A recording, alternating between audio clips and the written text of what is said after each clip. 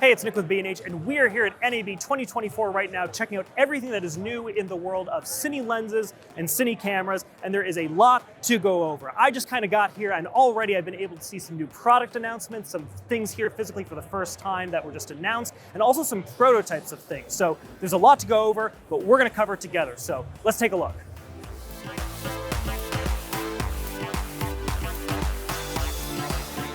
So we're here at Atlas Lens Co's booth right now. We're checking out the new anamorphic lenses in their Orion lineup, and they have 3 new ones, but the one we have to start with is the 18mm T2.0, because it is officially the world's widest anamorphic lens that you can get. It gives you a 140-degree field of view. So it's interesting because you do get some distortion, obviously, in the edges, but it's not the sort of like standard wide-angle fisheye distortion that you're used to seeing. It just literally gets more into the frame. So it's really cool to see that on an anamorphic lens. So now, in addition to the 18mm in their Orion lineup, they also now have a 135mm T2.2 and a 200mm T3.2. And actually on that other end in the telephoto side with the 200mm, that's also a little bit unique. You're not used to necessarily seeing anamorphic lenses at that telephoto focal length that are accessible to buy.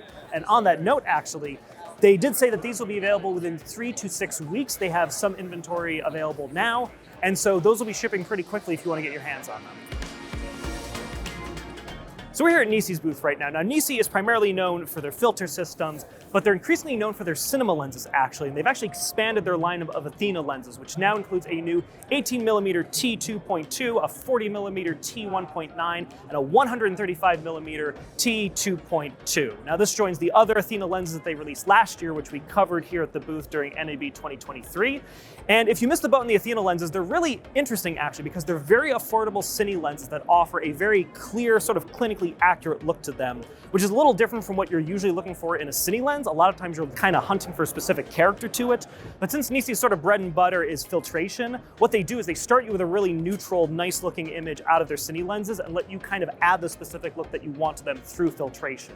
And while they have these lenses in tons of different mounts, they have them in the L mount, the E mount, PL, G mount, among others. What you can do with a lot of the mirrorless ones is you have a rear filtration option where you can slide your own filtration in there. You obviously have the front of the lens, and you can also use matte boxes. So like I mentioned, they have a new 18, 40, and 135mm lens, and the 18mm is kind of convenient because, well, it's not the widest lens that they have. They have a 14mm Athena.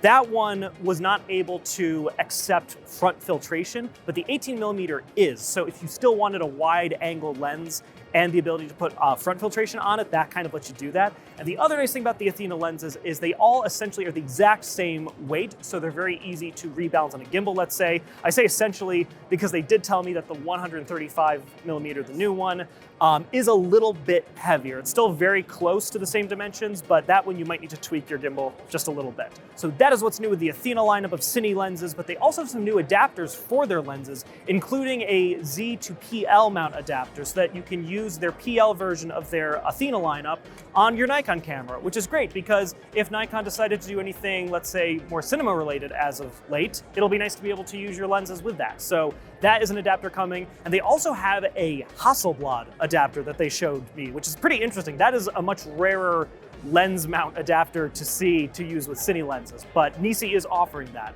And then they also had a prototype of something, so I cannot tell you exactly when this is coming out, but a 2x PL teleconverter, essentially. So what you could do is for most PL cameras, they did say that it might not work with every single one just because it's so deep, but you can essentially double the focal length of any PL glass you put over it. So that's gonna be really exciting to see. And once again, we don't know exactly when that is coming out, but it's really, once again, just kind of interesting that a year ago, NISI was primarily just known for their filters, and now they have a very robust lineup of cine lenses and adapters to use them with pretty much any camera system you have. And then the last thing is, if you are watching this video kind of right when it came out, NISI, through B&H, is going to be offering 10% off of any of their Athena line of cine lenses and 15% off any of their filters until April 21st. So if you want to get in on this system, now is a great time to do it.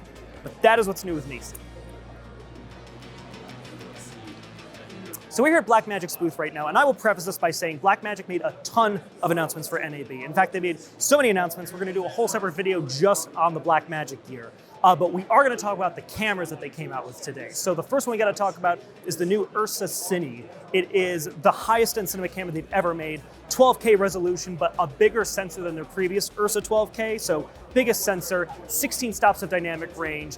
They've crammed so much into this, but they've also done some kind of newish and innovative things like their media module, which is essentially 8 terabytes of built-in storage in the camera that you can remove, and using a new caddy system that they set up, you can very quickly dump this footage. But this media module essentially allows you to, without having to buy anything else, shoot at the highest resolutions and the fastest frame rates for hours without having to worry about running out of storage. You're also getting a new EVF that they made for it, which looks great. I got to play with it a little bit at their demo station way over yonder because once again, this booth is endless. And that was really cool. And in fact, that EVF is compatible with their other new camera, the Pixis 6K. Now this camera is interesting because when they announced it, it looked a lot like the Blackmagic Cinema Camera 6K that came out pretty recently. And in a lot of ways it is. It's the same sensor and pretty much the same frame rate. So if you're used to that, this is very similar. The main differences are in how you can rig it up. So right off the bat, it's more of a box style camera with the display on the side of it. And then on the other side, you've got a lot of mounting points. Blackmagic has actually said they're not entirely sure how people are going to use it, so they're giving you every option to rig it up. But you're also getting a lot more sort of professional inputs that you'd expect from a cinema camera compared to some of their other pocket lineup. You're getting time code directly in, you're getting 2 SDI inputs, you are getting mini XLR in the front, USB-C connectors, and it will work with BP batteries as well. So that gives you a lot more latitude to get bigger batteries that will let you shoot for longer periods of time. And then finally, the one thing that is a prototype that we haven't really been able to see yet other than behind what I'm sure is bulletproof glass is the 17K Ursa Cine that they also announced. Now this one, they did not have a ton of information on, but it is a 65mm equivalent sensor that is, it's 17K. I don't know what else to say. It is shocking that they've been able to cram this much into it. But they have not announced availability yet or a price, but that will be coming soon as well. So those are the 3 new cameras that Blackmagic announced, but once again, they have announced so many new products for NAB. Grant Petty had a 2-hour video on the Blackmagic website showcasing all of the new switchers and color grading gear and DaVinci Resolve 19. So we're gonna be doing a separate video just covering that. So make sure you're subscribed to our YouTube channel and you will see that as soon as it arrives. So we're here at Blazar's booth right now, checking out their new anamorphic lenses, and they have a lot. Like right off the bat, they have a whole brand new lineup of Kato lenses, which are full frame coverage, 2x anamorphic lenses. And those are gonna be available in 40, 50, 85, and 125mm focal lengths. And according to Blazar, these are the smallest full frame anamorphic lenses out there. So that's the new Kato lineup, but they also have brand new Remus lenses, which are their 1.5x squeeze anamorphic lenses. Now they're gonna have a super 35mm version of the 35mm to cater to the people who like to shoot in super 35. And they also have a 33mm full frame version as well. With the Remus line, you also get the option to have cooler lens flares if you want, or more amber ones.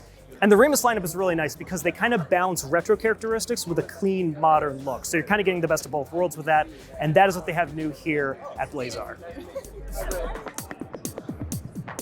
So we're here at DZO's booth right now, checking out their new Cine lenses, and they have some really cool announcements, starting with their Pavo line of anamorphic lenses. They have added a 65mm, 135, and 180 to their existing lineup, and that 65mm is actually pretty unique because it is officially the world's closest focusing 2x anamorphic lens. You're able to get 36.6 centimeters close to your subject, or about 14 inches, which is the closest that that specific lens category has been able to do.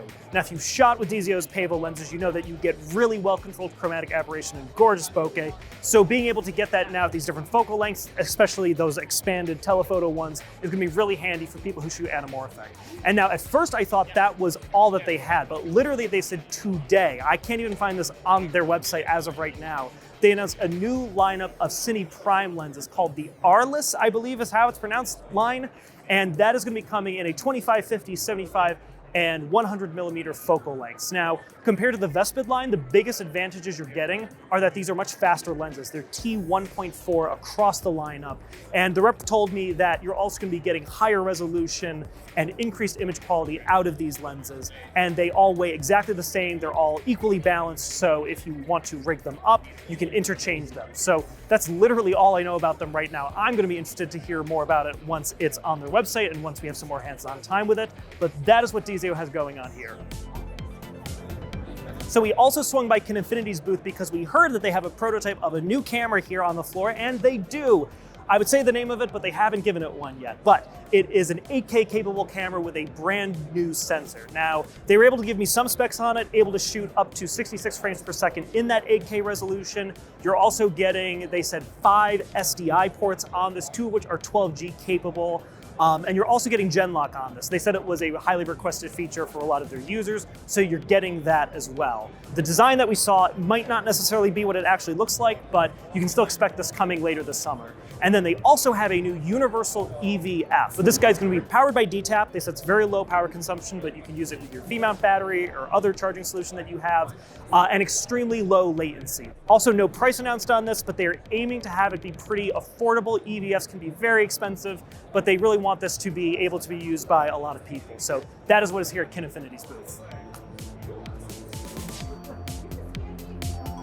So that is a very quick recap on some of the new Cine lenses and cameras that have been showcased here at NAB, but obviously there's so much more to talk about here still. It is only the first day, and we're going to be covering all these new products and announcements as they come here. So make sure you are subscribed to our YouTube channel and you won't miss any of them. But until next time, I'm Nick with B&H. Stay creative.